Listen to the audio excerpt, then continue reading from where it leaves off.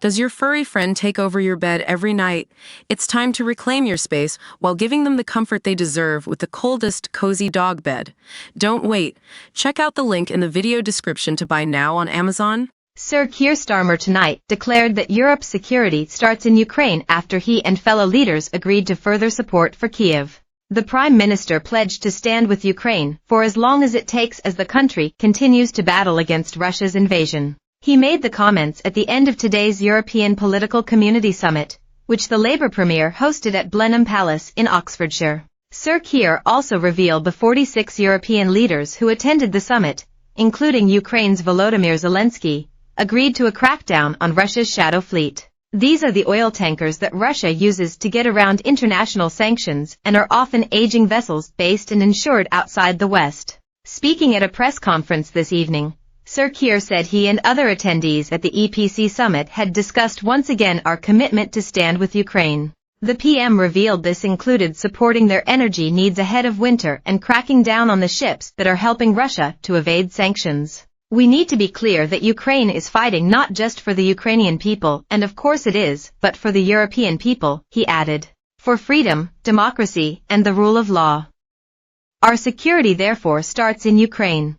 So we pledge to President Zelensky, once again, that we will stand with Ukraine for as long as it takes. We also had productive discussions on wider European security, defending our democracies against Russian interference, and supporting countries like Moldova who are dealing with more direct threats. Sir Keir vowed that, under Labour, Britain would reach out a hand to our European friends and deepen our cooperation on defence and security. It's not just a good idea to work with our partners, it's essential, he said.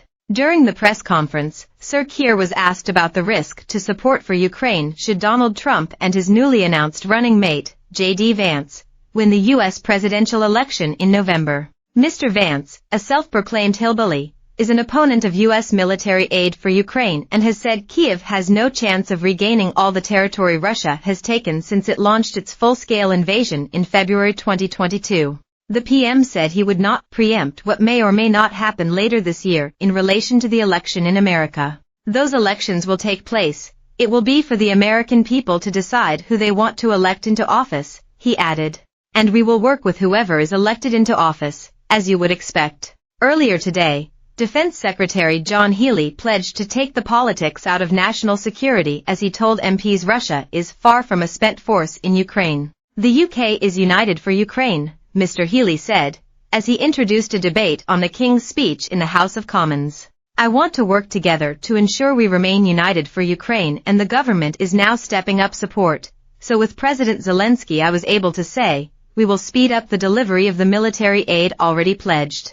We will step up support with a new package of more ammunition, more anti-armor missiles, more demining vehicles, and also more artillery guns. Earlier in his remarks, Mr. Healey said, as Defense Secretary, I want to take the politics out of national security. He warned Russia is far from a spent force, and if Putin wins, he will not stop at Ukraine.